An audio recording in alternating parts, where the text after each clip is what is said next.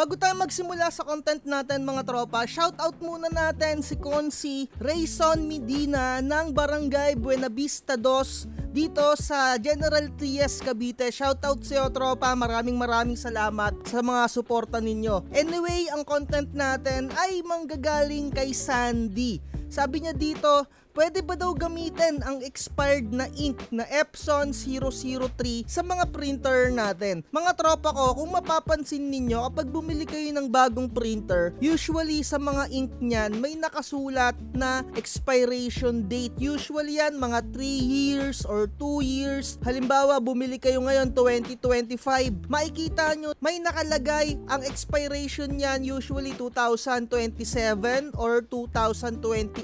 Ganyan yung mga pagitan, and sa tingin ko sa time span na yon talagang magagamit mo na at mauubos mo na yung ink na yan, maliban na lang kung nag-hoard ka na kagaya ko. Ako kasi mga tropa, nag-hunt ako sa online, sa marketplace, sa FB place, sa mga groups. Bumibili ako ng mga ink na mga nanggagaling sa mga nagko-convert into pigment ink. Kapag bumili ka kasi ng printer mga tropa, may kasama siyang libreng dye ink na which is hindi mo yun gagamitin kung nagko-convert ka into pigment ink. Kapag bumili ka naman mga tropa sa mga ibang store or sa mga reseller kagaya ng mga kung sino-sinong Poncio Pilato dyan, baka malamang sa malamang nininok nila yung ink na kasama dun sa pinaka-printer mo, at may nakarating sa akin na ganun nga yung nangyayari. Napakamahal ng printer, tapos yung pinaka-pre-ink hindi nila isinasama dun sa pinaka-package. Grabe naman ang paggagahaman ninyo. Pero take note, hindi yun kay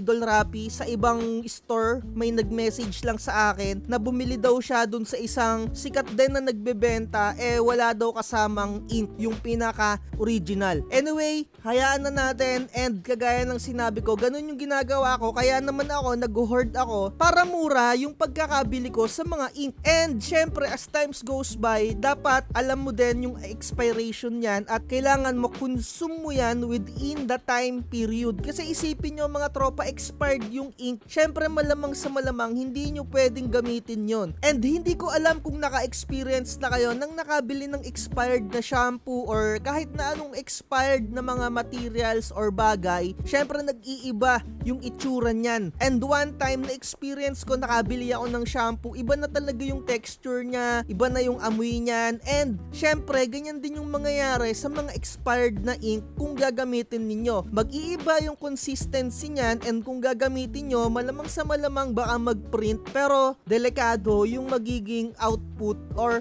magiging outcome sa pinaka-printer head ninyo. And syempre, nasa sa inyo kung isusugal ninyo yung mga printer head ninyo kung gagamit kayo ng mga expired na ink. 'Di ba? Malamang sa malamang bumili ka na lang ng bago at wag ka nang gumamit ng expired na ink. Titignan ninyo yung pinaka-bote ng inyong mga Epson dye ink na mga original or baka mga peki pa yung nabibili ninyo. Meron niyang expiration. Anyway, additional content natin, may nag-comment din sa atin. Sabi dito nung nag-chat sa akin sa Messenger, boss, lahat ba ng ink ng Epson iisa lang ng texture at formulation? Nagkakaiba lang ba sa tip ng bottle nila? Pwedeng gamitin ink ng kahit anong Epson printer sa ibang model ng Epson through syringe, tama ba? And mga tropa, masasabi ko naman na kahit papano halos magkakaparehas din yung mga formulation niyan, and mapapansin mo naman sa mga presyo ng kanilang ink. Alam ko na kapag content na ako ng ganito, at yung Epson 664, yung mga usually na ginagamit sa Epson 121, Epson 110, Epson 120, eto no mga tropa, etong ganitong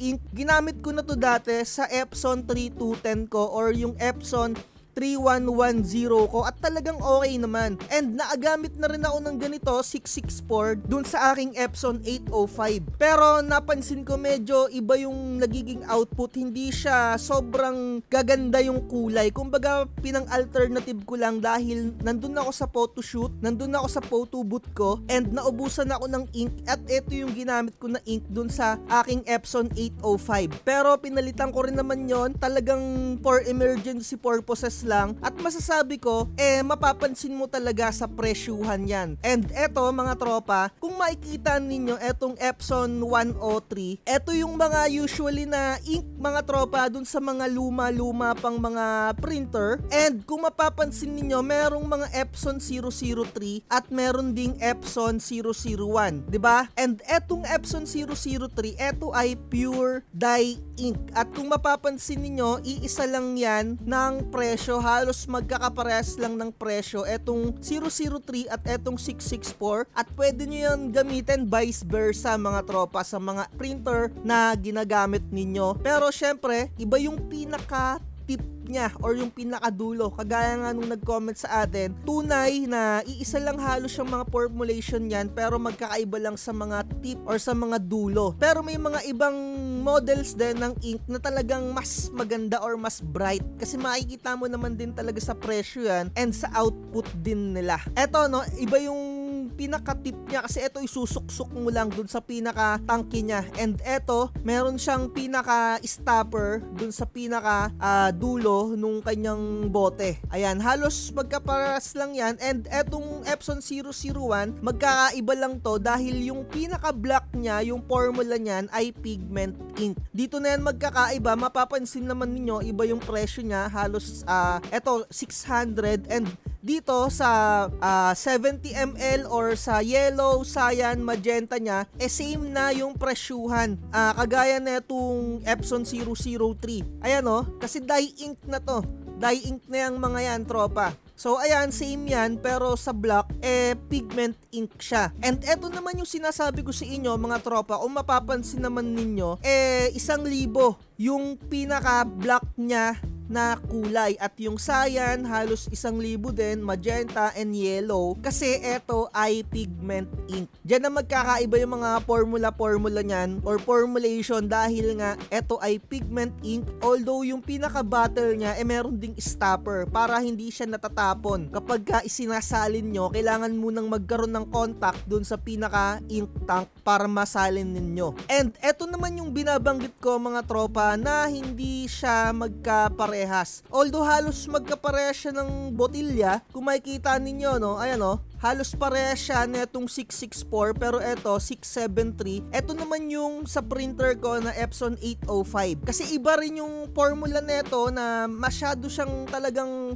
specific for photo printing or sa mga glossy na mga papel. Magaganda siya sa mga photo paper na papel. Eto yung talagang pinaka ginagamit ko sa aking photo booth. Pero mga tropa, agaya nga ng sinabi ko, minsan na rin akong gumamit netong 664, pero hindi siya ganun kagandahan din yung output Parang naubusan kasi ko ng black, kaya etong black yung ginamit ko. Pero pinalitan ko rin yun. For emergency, pwede. Kasi kung makikita nyo naman, iba yung presyuhan yan. And syempre, mas maganda talaga etong mga kulay or yung output ng ganito, kasi specific siya for photo printing. Kung tatanungin nyo naman ako, etong mga ink na to, kung gagamitin nyo sa mga Epson 3210, 5290, pwede rin naman talaga sa totoo lang, kasi eto straight dye ink siya. Pero kung kaya mong tiisin yung sakit niyan ng 600 na yan, nasa sayo. Pero talagang hindi ka mapapahiya sa kulay neto. Pero gagamit ka nga lang talaga ng syringe, 'di ba? Dahil iba yung pinaka-tip niya or yung pinaka-butas niya doon sa pinaka-bote niya. Dahil eto merong stopper, ayan iba yung design niyan. And again mga tropa, etong mga Epson 008, pwede nyo rin tong gamitin sa mga Epson 3210 nyo, Epson 5290. Pero ang dyan, kung kaya nyong damahin yung pinakasakit niyan, 1,000 ang isa niyan, tapos baka ang singilan ninyo mura lang ang presyo ng singilan ninyo, 'di ba? Nasa sa inyo kung kaya nyong sumugal sa ganitong kalalaking presyo, 'di ba? Kaya naman talaga tayo nagko-convert into pigment ink at gumagamit tayo ng mga murang pigment ink, kasi napakamahal ng mga original na pigment ink, 'di ba? So ayan, kagaya nito 100 lang, 'di ba? Kung ikukumpara mo dito na tigi 1,000, nasa sayo. Kung gusto mong itry, pwede rin naman. So siguro dito na lang natin tapusin yung content natin. Tama naman talaga yung message sa akin neto ni tropa, na may mga parehas naman talaga na formula at magkakaiba lang dun sa tip ng bottle, pero may mga ibang ink din na may pigment na black and yung color niya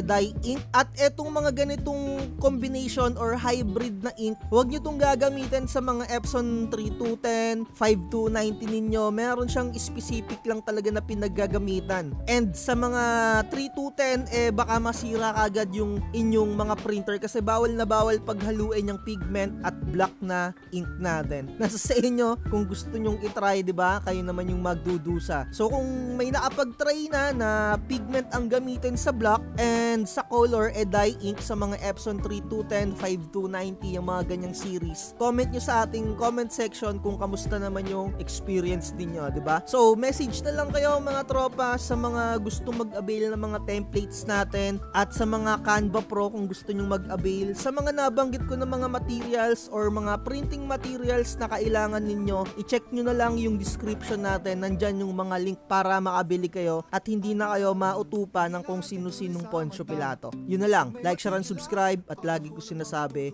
wag na wag magpapauto. Bye. Huwag kang magpapauto, mag-isip ka sa pilian. Sa laro ng buhay, dama ang tampuhan. Di lahat ng nagpa-hype, siguradong totoo. Sarili